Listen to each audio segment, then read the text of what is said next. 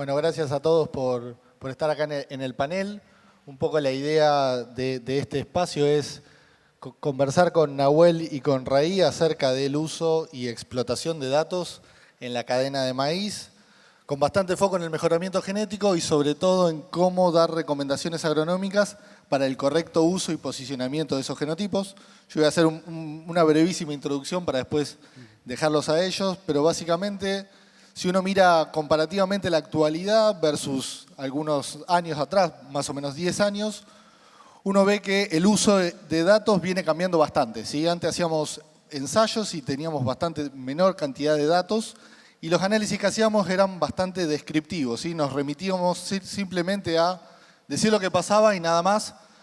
En la actualidad eso viene cambiando radicalmente, ¿sí? Hoy de cada hectárea de maíz se generan un montón de datos. Los análisis que hacemos en general tienen un foco mucho más predictivo que descriptivo, ¿sí? Tratamos de empezar a predecir cosas que no vimos con los datos que tenemos. Y sobre todo, algo bastante interesante de esta nueva era digital es, en el pasado, la forma de transferir ese conocimiento o los resultados de esos análisis estadísticos era básicamente hacer una jornada a campo con productores o una capacitación, transferirle los resultados o leer un informe escrito y se cerraba el círculo. Hoy por hoy contamos, valiéndonos de la tecnología, existe una transferencia mucho más directa al productor, ¿sí? Si quieren, más personalizada y mucho más cuantitativa. Y por suerte en este panel tenemos a Raí y a Nahuel que trabajan mucho en eso y la idea es que nos cuenten algunos casos puntuales de maíz donde le sacamos jugo a los datos y tratamos de transferir esos datos al productor para un manejo un poco más eficiente. Así que los dejo con Nahuel, no les robo más tiempo. Perfecto, bueno, muchas gracias. Muchas gracias a la comisión organizadora por invitarme a participar de este panel. Un poco como lo que menciona el panel, que se basa un poquito en ciencia de datos, me voy a tomar un minuto en hacer básicamente dos definiciones muy simples.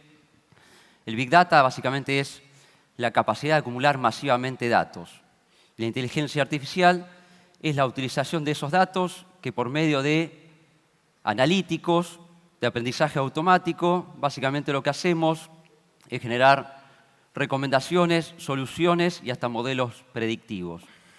Que claramente estos dos componentes han ido revolucionando distintas actividades hasta distintos mercados, como puede ser la industria de la moda, la industria del deporte, la industria de la salud, la seguridad y sobre todo, claramente son más los impactos y mayor aceleración en el agro.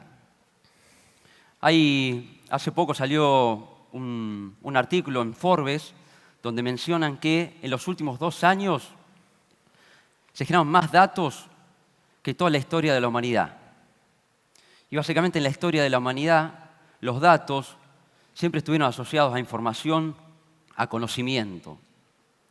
A modo de ejemplo, los griegos le consultaban a los oráculos de cuándo comenzar una guerra. O, por ejemplo, los aztecas le preguntaban o le hacían ofrenda a los dioses para que los mismos le recomendaban cuándo comenzar una siembra de sus cultivos. Y básicamente nosotros, en nuestro día a día, estamos con esos oráculos. Es decir, a modo de ejemplo, cuando utilizamos algún aplicativo como Waze o Google Maps, estas aplicaciones nos hacen la mejor recomendación de un camino para movernos de un lado a otro. Y básicamente esa recomendación la hacen en base a datos y a la AI.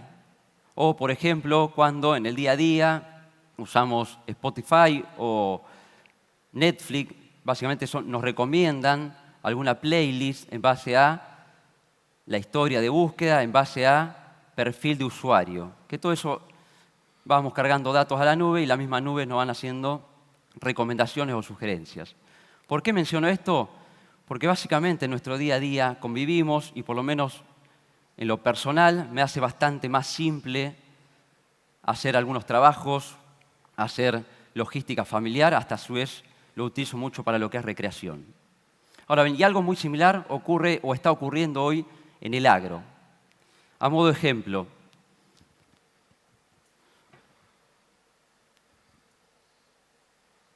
voy a pasar.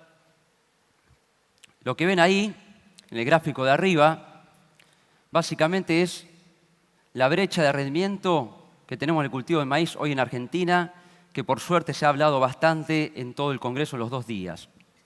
Básicamente, la brecha de rendimiento es la diferencia que hay entre el rendimiento potencialmente alcanzable que tiene el productor en condiciones de secano, que ronda alrededor de 11 toneladas, versus el rendimiento real que el productor cosecha en su lote, que es alrededor de 7,5 toneladas. Es decir, tenemos una brecha de alrededor de un 35 a un 40%. Ahora bien, la pregunta es, ¿cómo podemos disminuir esa brecha de rendimiento? Básicamente, lo que venimos trabajando con mucho foco es en generar soluciones agronómicas integradas basadas en datos. Estas soluciones agronómicas están conformadas por 4 pilares. Una, lo que es el ambiente, ya que el ambiente explica entre un 70 a un 80% la variabilidad del rendimiento. Entonces, previo a pensar en una tecnología de insumo, hay que saber dónde estamos parados en nuestro lote. Conocer nuestro lote, conocer cada microambiente dentro del lote, para setear el rendimiento objetivo que vamos a tener en nuestro lote de maíz. ¿Y por qué es tan clave esto? Porque una vez que seteamos nuestro rendimiento objetivo, se disparan toda la agronomía en todo el ciclo del cultivo. Y hoy, gracias al cúmulo de datos, a herramientas digitales, podemos ser cada vez más precisos en setear ese rendimiento objetivo. El segundo factor y clave es la genética, el germoplasma. En esto venimos trabajando, obviamente, en grandes redes de ensayo que atraviesan distintas regiones de nuestro país, distintas condiciones del productor, distintos ambientes, que básicamente el objetivo principal es entender el comportamiento de cada uno de los germoplasmas. Y cuando digo comportamiento, no solo en rendimiento, sino en estabilidad, en perfil defensivo, principalmente en vuelco y quiebre, y sobre todo en perfil sanitario, que gracias a los programas de breeding testeamos por muchos años todos esos caracteres, y lo que vamos haciendo todos los años es ir generando ganancia genética para después liberar un híbrido al mercado. El tercer factor clave son prácticas agronómicas. ¿Por qué son tan importantes? Porque estas prácticas agronómicas nos permiten potenciar o liberar o expresar la verdadera ganancia genética del germoplasma. ¿Cómo trabajamos con prácticas agronómicas? Principalmente acompañando al híbrido con 2 factores claves, lo que es densidad y nitrógeno. ¿Por qué apuntamos o trabajamos con estos 2 componentes? Porque son los que más impactan en el rendimiento del cultivo de maíz y nosotros los podemos manejar. Y hoy conocemos que cada híbrido tiene una respuesta única a densidad y nitrógeno, entonces generamos recomendaciones integradas para cada híbrido que tenemos en el portfolio comercial. Y el cuarto factor son los sistemas agronómicos, que básicamente lo que hacemos es testear la propuesta de valor que venimos construyendo en 7 a 8 años y llevarla a nivel de lote, donde tenemos una red de ensayo muy grande a escala de lote para capturar cuál es el verdadero valor de estos sistemas agronómicos en cuanto a productividad, a sustentabilidad y rentabilidad, que básicamente se va a basar un poquito la presentación, y cómo estas propuestas de valor se basan principalmente en datos. Entrando y haciendo un foco en lo que es parte genética, desde que se empieza un programa de desarrollo de producto, es decir, desde nivel población hasta tener la bolsa de maíz en el lote o en el distribuidor, pasan aproximadamente entre 7 a 8 años de desarrollo. En los primeros años partimos de poblaciones que lo que hace breeding genera esas poblaciones partiendo de 40 a 100.000 individuos que por medio de la inteligencia artificial se van analizando todas las potenciales interacciones y la inteligencia artificial nos recomienda cuáles son los mejores candidatos a seguir avanzando en el proceso. Una vez tenemos las poblaciones, tenemos las líneas y después recién tenemos los híbridos. Que una vez que están los híbridos, los testeamos por más de 5 años en distintas redes de ensayo, que pueden ser ensayos de microparcela, ensayos en franja, a escala de lote con el productor, porque es clave trabajar muy cerca del productor para entender cuál es el valor de ese germoplasma en cada lote. Y con estas redes de ensayo, que son aproximadamente de 300 a 500 localidades por año, nos aseguramos de testear ese germoplasma y capturar la interacción genotipo por ambiente, que es clave para hacer avances de producto y obviamente posicionar esos productos en cada lote. Y esos híbridos, en esos 5 o 6 años de testeo, se aseguran de pasar en condiciones de ambientes de 3 toneladas hasta 15 a 16 toneladas, que básicamente es la curva de distribución que tenemos básicamente en la Argentina. Entonces, fíjense que cuando llega un híbrido comercial pasó por distintos testeos y sobre todo por mucha acumulación de datos y de analíticos que nos permiten hacer ese avance y brindarle al mercado una determinada ganancia genética. Una vez tenemos ese producto, lo acompañamos nuevamente con todo el pilar de prácticas agronómicas, de densidad y nitrógeno, que también hay una red de ensayo donde cada localidad, para que tengan una idea, tienen 1000 plots equivalentes por 60, 70 localidades todos los años, casi tenemos a 70.000, 80.000 data points, que nuevamente, con datos, con analíticos, se generan esas recomendaciones que después la tienen algunos aplicativos para llevarlas adelante en cada uno de sus lotes, muy fácil y muy amigable. Y después, una vez que ya construimos esa propuesta de valor, la trasladamos a escala de lote.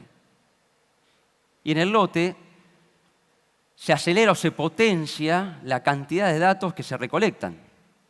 ¿Por qué? Porque hay distintos datos, distintos flujos de datos y obviamente distintas fuentes.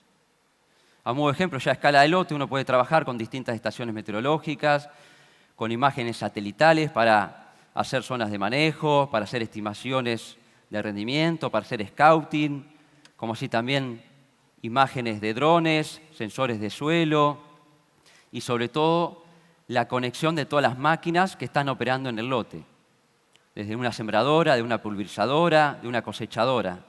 Hoy, por suerte, todas estas máquinas están cada vez más conectadas y están generando miles y miles de data points por unidad de superficie.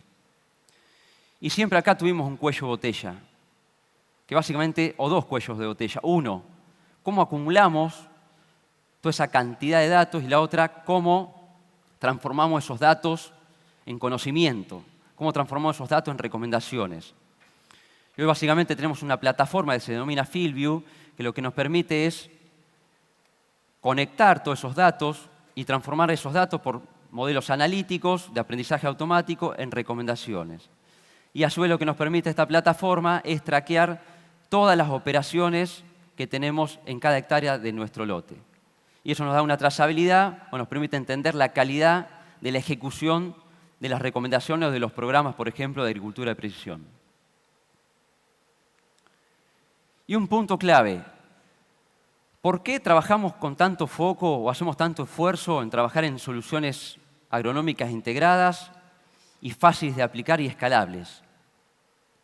Porque el productor, desde que siembra su lote hasta que lo cosecha, tiene que tomar aproximadamente 40 decisiones de manejo, de los cuales esas 40 decisiones obviamente están segregadas. Algunas son más técnicas, otras son más operacionales de logística, de los camiones, de las cosechas, etc. Y otras ya son más de negocio, vinculadas a la parte comercial. Entonces, cuando nosotros por lo menos podemos trabajar entre 3 o 4 de esas recomendaciones, claramente cuando se las damos al productor, tienen que ser muy simples y fáciles de aplicar. Obviamente siempre basadas en datos, pero en definitiva no complejizar o hacérselas más fácil al productor. ¿Para qué? Para que la pueda aplicar y pueda tener su beneficio. Y ahora lo que vamos a ver a continuación es cuál es la propuesta de valor de estos sistemas agronómicos a escala de lote, basada nuevamente en la recolección de datos y de muchos modelos que corren para generar esas recomendaciones. Los resultados que vamos a ver a continuación es una red de aproximadamente más de 500 casos, es decir, de más de 500 experiencias de productores en más de 4 años, principalmente en la región templada, donde obviamente cada experiencia pasó por distintas condiciones. Pero en líneas generales, lo que podemos mencionarles es que los productores que pudieron adoptar estos sistemas agronómicos integrados pudieron incrementar en más de 9.5% la productividad. con una tasa de ganancia de un 78%. ¿Qué quiere decir este 78%? Que en el 78% de los casos el sistema agronómico fue superior al manejo tradicional que venía trabajando el productor o que se venía haciendo en ese lote. Y nuevamente, este sistema agronómico integrado es hacer una buena caracterización ambiental, seleccionar el mejor híbrido que se adapte a ese lote, seguido de un paquete agronómico integrado que se basa en densidad, en nitrógeno y en paquetes de protección de cultivos, que básicamente son fungicidas, si es necesario o no aplicarlos en base, obviamente, a las alertas o a las recorridas que se hacen. Y eso son métricas muy fuertes y potentes en cuanto a productividad. Ahora, ¿cómo impactan en cuanto a sustentabilidad? ¿Qué métricas podemos tener y entender cómo estos sistemas agronómicos impactan en cuanto a la calidad ambiental? ¿Qué es lo que hemos visto? Que estos sistemas agronómicos tienen una capacidad de incrementar en más de 20% la eficiencia de uso de nitrógeno comparado con un manejo tradicional. ¿Y esto por qué? Estas recomendaciones trabajan con un programa que se llama Nitrógeno Smart, que básicamente opera con modelos de simulación más imágenes satelitales, permite hacer un estatus nutricional del cultivo de maíz y transformar ese diagnóstico, o sea, ese requerimiento, en una recomendación muy simple y fácil de aplicar para el productor. Y ya estamos un poco en el panel de datos. Déjenme compartirles algunos valores o algunas métricas que venimos trabajando con la plataforma.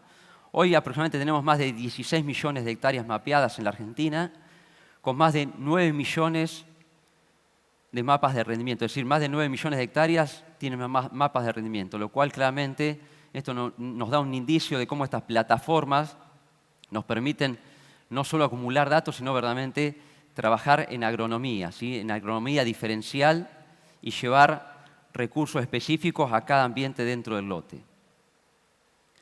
Y otro punto, para ir ya culminando esta presentación, me gustaría compartirles cuál fue la experiencia o cuál es la experiencia de los productores cuando adoptaron estos sistemas agronómicos integrados. En líneas generales, el 93% de los productores mencionaron que tuvieron muy buena, excelente experiencia, principalmente por que las recomendaciones les llegaron en tiempo y forma y las pudieron aplicar, es decir, no tuvieron ninguna limitación operativa. Casi el 85% de los productores o capturaron rendimiento o disminuyeron los costos, obviamente asociado a una mayor eficiencia en la utilización de recursos.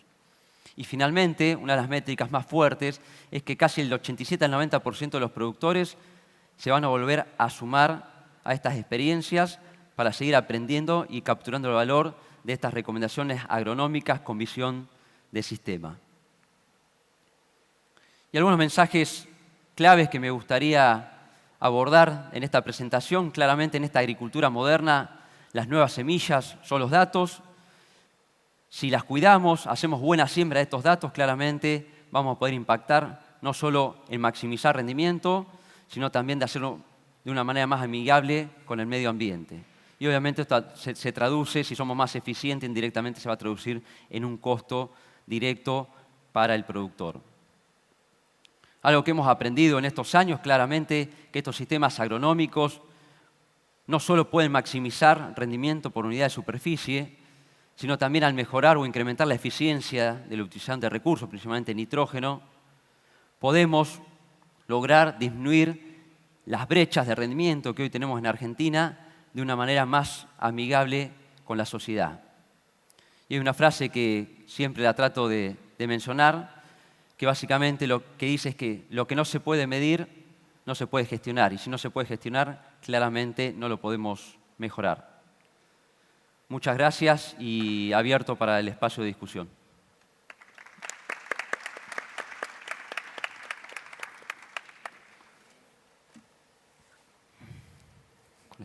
Buenas tardes. Bueno, mi nombre es Ray Schwaubert, Guido ya hice la presentación. Primero, gustaría agradecer a los organizadores por la invitación. Y bueno, voy a tratar de charlar despacio, voy en portuñol, así que ojalá todos puedan me entender bien. El objetivo de la presentación ahora que tengo es explicar un poco lo que yo creo que es uno de los roles que tiene la ciencia de datos en la agricultura, en los programas de mejoramiento, en general para el cultivo de maíz, que es cómo transformar información, cómo transformar variabilidad en decisiones, acciones más que nada. Nahuel hizo una buenísima presentación comentando la cantidad tremenda de información que hoy en día se puede generar o se genera para la agricultura. Y ahí tenemos un montón de ejemplos. Yo puse algunos acá, por ejemplo, hay información experimental. Yo trabajo en una empresa de breeding, así que hacemos un montón de experimentos, generamos un montón de información.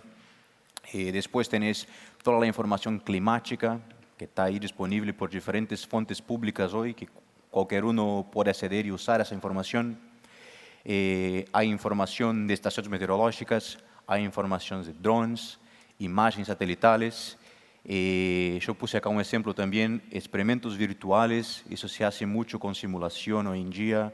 Hay modelos como AppSync, como DSAT, que se puede generar lo que llamamos gemelos digitales, que es simular un ensayo también, que es muy importante, principalmente pensando en cuando queremos llevar las análisis y salir del descriptivo, por lo que comentaba Guido en la introducción, hasta un análisis más predictiva. Así que por eso puse ese esquemita acá abajo, donde tenés, en una primera instancia, la mayoría de las análisis que hacíamos eran descriptivas. Por un lado, por la cantidad de información, que era un poco más limitada, si vamos a algunos años atrás, y también por las herramientas estadísticas que teníamos, que eran también más limitadas. Hoy en día, con todo el avance que tiene por inteligencia artificial, se puede hacer mucho más. Y el objetivo en ese momento era, un análisis más descriptivo, era entender o que pasó. El tratamiento A fue mejor que el tratamiento B. Después, una próxima evolución es más allá de hacer un diagnóstico, que ahí empezó a entrar las correlaciones. Bueno, el tratamiento A gana del tratamiento B porque en la condición donde se aplicó el tratamiento B o en el ensayo donde ganó el tratamiento B, tuvo una mayor precipitación. Se empieza a entender un poco más el por qué que pasa. Y ahí te lleva a decisiones, herramientas para decisiones. Pero lo que queremos es acciones. Y ahí entra el análisis de datos predictiva, donde tenemos que, con una red de ensayo, con toda la información disponible que hay, hacer predicciones, entender o qué va a pasar si yo sembro allá un híbrido específico o acá, que es justamente la revolución del análisis de datos, que es hacer la predicción. Y para eso sí, se necesita una base de datos muy grande, combinar información de diferentes fuentes climáticas, suelo y algoritmos un poco más sofisticados de análisis de datos. Y ese para mí es un grande rol que tiene la ciencia de datos, que es hacer análisis más predictivas para efectivamente transformarlas en acciones. Bueno, eso es algo que todo el mundo sabe, es muy ya documentado. Los números pueden variar un poco de un análisis para otra, pero sabemos que la contribución del ambiente en general es mayor que la contribución de la genética. Los números son algunas, depende si hago un análisis ese año, el próximo año capaz que encuentro un 75, un 80%, así que no fíjense bien en los números, pero sí en la proporción. La contribución del ambiente es mayor que la contribución de genética. No quiero decir que la genética no es importante, es muy importante, pero la variabilidad que tiene el ambiente es tremenda. Hay que controlarla, hay que encontrar maneras de explicar por qué la genética se comporta diferente de una localidad para otra, que es la famosa interacción genética-ambiente, que es muy importante. Y para eso necesitamos utilizar toda la información que se genera. Y para mí el primer paso en dirección a un análisis más predictiva es justamente aprender a controlar. Cuando digo controlar es entender bien cuando una respuesta, porque si yo tengo la productividad de un híbrido en un plot, puede ser afectada por incontables razones. Una característica que nosotros ingenieros agrónomos tenemos es de buscar la explicación y tratar de entender al máximo detalle qué pasa en cada condición. Y muchas veces terminamos interpretando lo que los estatísticos nombran como error residual, que va a pasar también. Que es, por ejemplo, bueno, yo tengo una condición muy bien controlada y la repetición 1 tiene una productividad distinta a la repetición 2. Va a pasar, el error es natural, algunas veces es un error de medición, es un error metodológico, que tenemos que tomar el cuidado para no interpretar eso, separar bien los efectos. Por tanto, el primer paso, cuando queremos hacer un análisis bien predictiva, es tratar de separar bien el efecto. O que es híbrido, o que es desenho experimental, si es franja, si es microplot, o que es una variabilidad macro debido a clima, micro debido a suelo.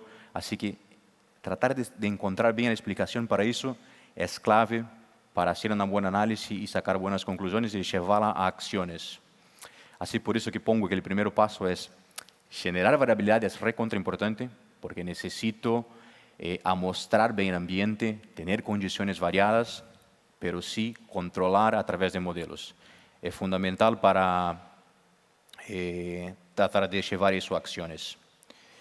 Bueno, ¿cómo funcionan en general esos modelos? Acá hago una rápida explicación y después salgo de la teoría y muestro un caso más práctico de cómo estamos tratando de aplicar eso. Los modelos generalmente lo podemos dividir en 3 camadas para ser un poco más didáctico. La primera, naturalmente, son los datos, y ahí hoy estamos teniendo el desafío de combinar diferentes fuentes de información.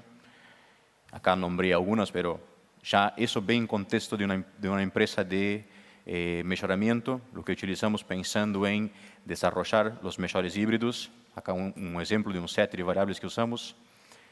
La segunda camada lo puse bien sencilla, pero en realidad es una camada muy compleja que tiene modelos matemáticos que se puede utilizar diferentes opciones, que es muy importante justamente para controlar los efectos, separar bien y por último los resultados.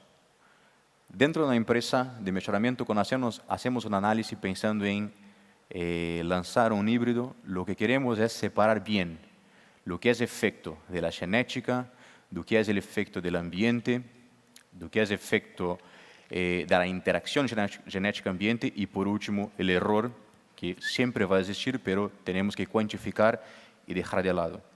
Yo, por ejemplo, cuando voy a hacer un análisis, tengo centenas de localidades donde hay un montón de híbridos y hay naturalmente localidades que tienen una mejor calidad y una peor calidad.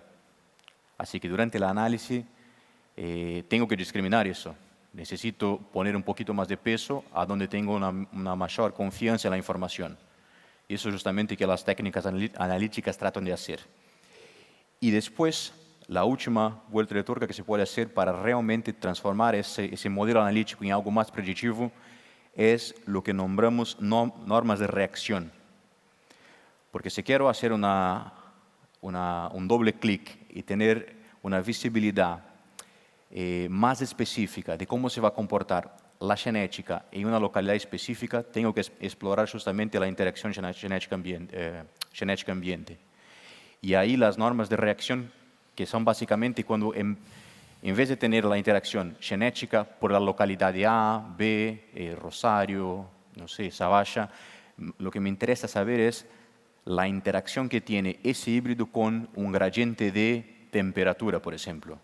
Y ahí miro todas las condiciones de diferentes temperaturas que tuve en mi red y procuro entender, bueno, yo tengo acá un híbrido que tiene un pico de productividad más alto, tiene un potencial más alto, pero es penalizado por un golpe de calor o por un estrés térmico. O si no, tengo un híbrido que tiene un potencial un poquito más bajo, pero tiene una resiliencia un poquito mayor.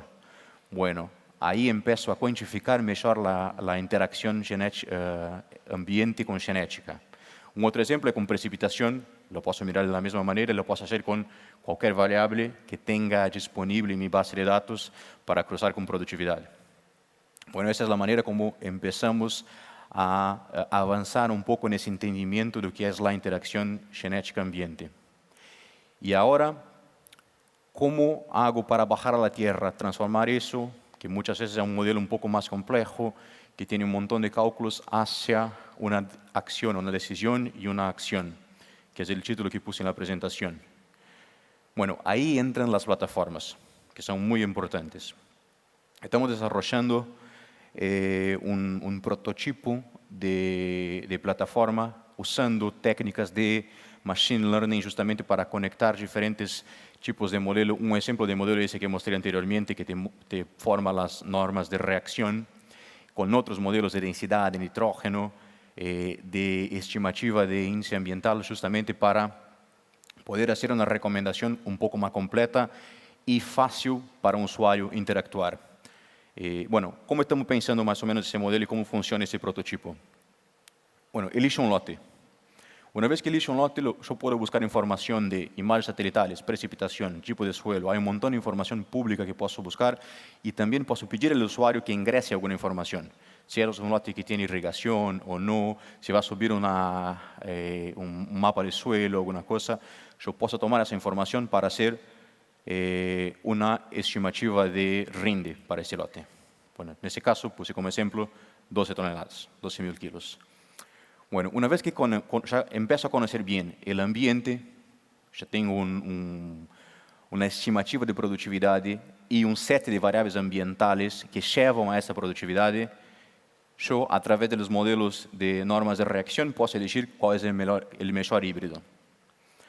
Bueno, basado en eso, avanzo un poco más y busco un modelo de fecha de siembra. Cómo se comporta, cómo es el comportamiento de ese híbrido en esa condición a medida que voy cambiando la fecha de siembra. Naturalmente no testé en todas las fechas de siembra posibles, pero a través de la modelaje de datos consigo crear una curva y entender cómo funciona ese gradiente de cambio de productividad en función de fecha de siembra.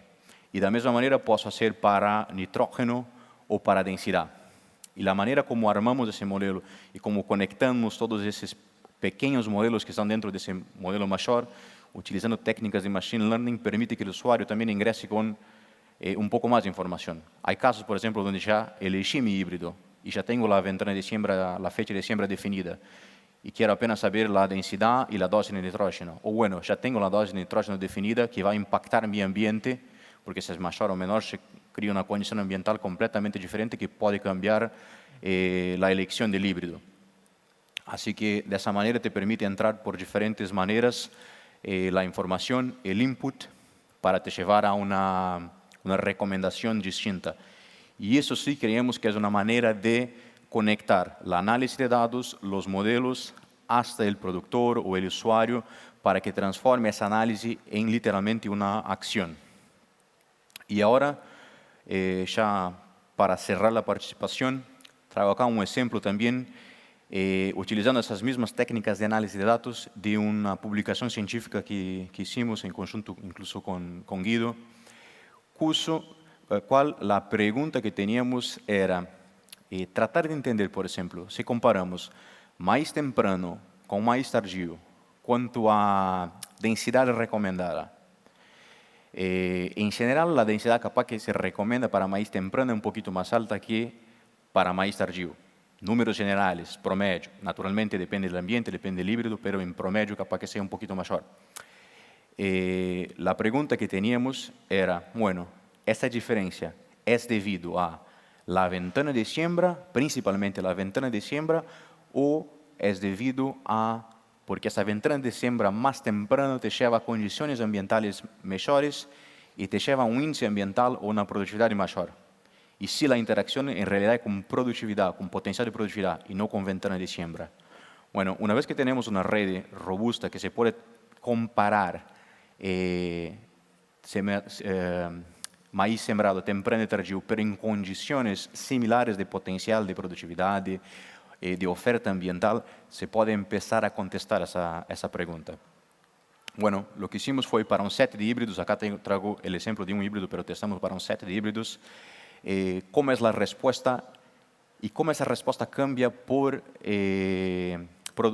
índice ambiental, por diferente potencial ambiental, dentro de la fecha temprana y dentro de la fecha tardía. Bueno, acá vemos que hay sí una variación, como ya conocemos muy bien, una interacción con nivel de productividad. Naturalmente, si tengo un potencial de productividad mayor, la recomendación es mayor, pero mirando las curvas así inicialmente, visualmente, parecen bastante similares. Si me paran la curva de 10.000 kilos para temprano y para tardío, tiene una recomendación similar. Y cuando empiezo a mirar literalmente la curva de un índice ambiental específico, y ahí tengo en azul, celeste es el tardío, rojo es el temprano, y hago una comparación estatística entre las curvas, elas son muy similares, incluso no hay diferencia estatística. Numéricamente, la temprana es un poquito mayor, la recomendación para un mismo índice ambiental, que la tardía. No rechaza completamente la hipótesis que capaz que sean diferentes mismo, pero lo que saco de conclusión de ese estudio es que hay una fuerza mucho mayor en el índice ambiental, siendo un drive para la recomendación de la densidad, que efectivamente la fecha de siembra que estoy eligiendo. Y que sí, fechas de siembra más temprana muchas veces te llevan a ambientes mejores, pero el punto clave que está determinando cuál es la mejor densidad termina siendo el índice ambiental. Así que ese es un ejemplo de cuando usamos una base de datos bastante robusta con herramientas analíticas para tratar de hacer un diagnóstico que te puede llevar a una acción, a una recomendación. Bueno, acá traigo para cerrar ahora, algunas mensajes claves. De la 1 a la 3 es básicamente lo que estaba charlando ahora. Es importante generar variabilidad, es importante controlar, los modelos nos ayudan con eso. Pero el último punto, que creo que conecta un poco con el próximo panel también, que es de inteligencia artificial, es que yo realmente creo que las herramientas de inteligencia artificial van a tener un rol muy importante a futuro para lo que es la revolución de ciencia de datos, de avance en recomendaciones, en aprendizaje que tenemos dentro del contexto de la agricultura. Y yo realmente creo que va a ser un avance muy importante que todos sepamos y nos acostumbramos a usar ese tipo de herramienta. Bueno, con eso termino mi participación. Muy obrigado. Muchas gracias.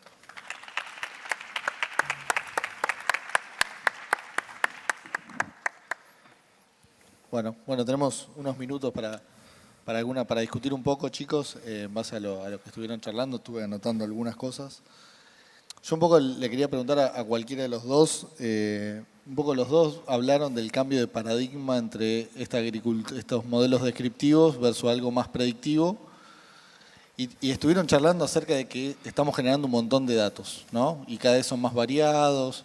Bueno, la pregunta un poco es, ¿estamos mirando con los mismos anteojos esta cantidad de datos para un modelo predictivo que por uno descriptivo? Es decir, ¿nos sirven esa cantidad de datos para lo que queremos llegar, que es hacer agricultura predictiva, que la recomendación sea cada vez más personalizada? ¿O hay alguna limitante que queramos que estemos viendo de necesitamos más datos con otra resolución, más cantidad, más ensayos? Un poco cómo ven ese tema.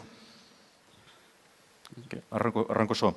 Bueno, está buenísima la pregunta, Guido. Y yo, por ejemplo, depende de los objetivos y para dónde queremos llegar.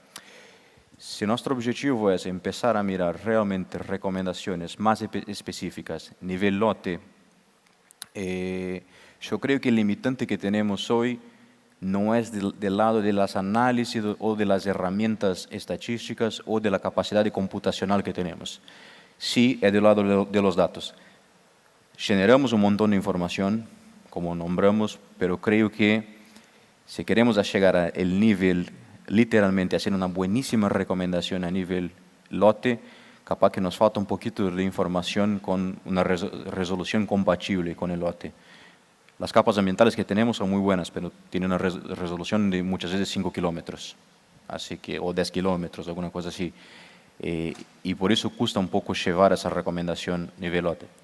Hoy los modelos son buenos, se puede generar buena información, pero sí capaz que empezar a tener un poco más de atención en generar información con mejor resolución espacial, yo creo que aportaría un montón en modelos predictivos.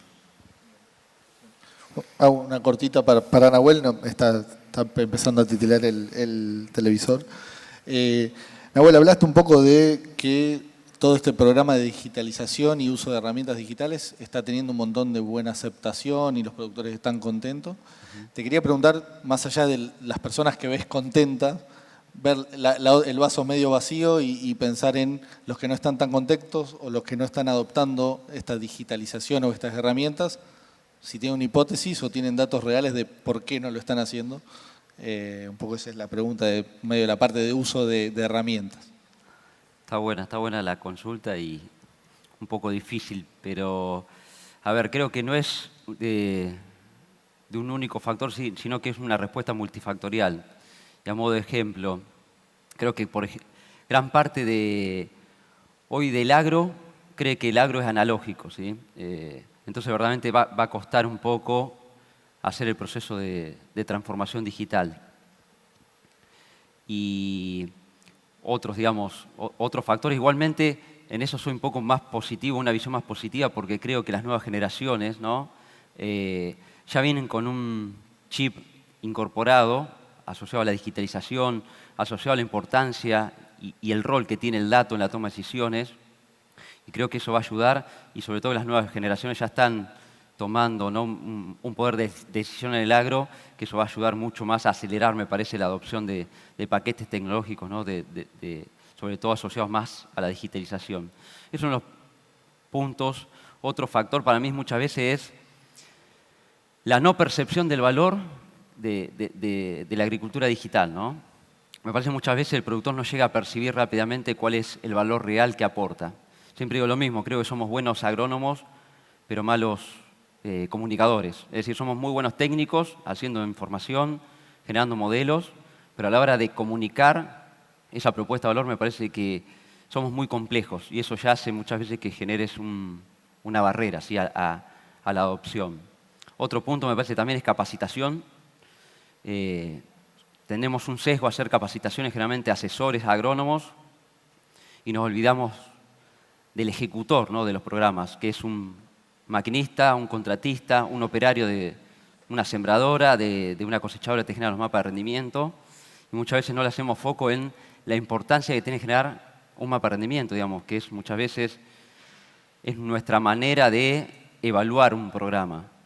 Muchas veces me ha pasado, ¿no? Cuando uno va en una cosechadora, el maquinista te apaga un sensor porque hacía ruido y se perdió casi 7 o 8 años de un desarrollo de un producto o de la empresa misma en evaluar o no si verdaderamente está dando un rédito. Otro punto para mí clave que muchas veces bloquea, ¿no?, la adopción de estos tipos de tecnologías está asociado también a la educación. Llevamos muchas veces a las distintas casas de estudio algunas cátedras, como las de GISLA, de teledetección o de datos, son optativas. Y para mí tiene que estar en la currícula, ¿sí? Porque muchas veces hoy cuando las empresas presentan, ¿no?, un perfil de búsqueda, ya generalmente salen con, o se busca conocimientos básicos en, no sé, en R, en Python, en GIS, y me parece que hay que hacer mucho más foco en las bases y obviamente institucional. Me parece que hay que potenciar mucho más el vínculo público-privado, ¿sí? Me parece que, por eso decía, son muchos factores difíciles de explicar, pero es una interacción de varios aristas. Bueno, muchas gracias Raí y Nahuel, y bueno, gracias a todos los que participaron. De nuestra parte, un placer discutir estas cosas en el marco del Congreso, y bueno, nos quedamos sin tiempo, así que cualquier otra pregunta nos ubican por el Congreso que vamos a estar disponibles. Muchas gracias. Bueno, muy bien. Ese aplauso para los tres, pero los vamos a pedir que aguarden un segundito más. Vamos a invitar a Juan Pablo Ioele, quien es coordinador académico del Congreso Internacional de Maíz, porque se va a hacer entrega a Ray Svalberg en mención a ser miembro a partir de ahora de la Legión Extranjera del Congreso Internacional de Maíz. Este aplauso para él, en agradecimiento obviamente por el compromiso a cada uno de ellos y todo el trabajo que vienen desarrollando.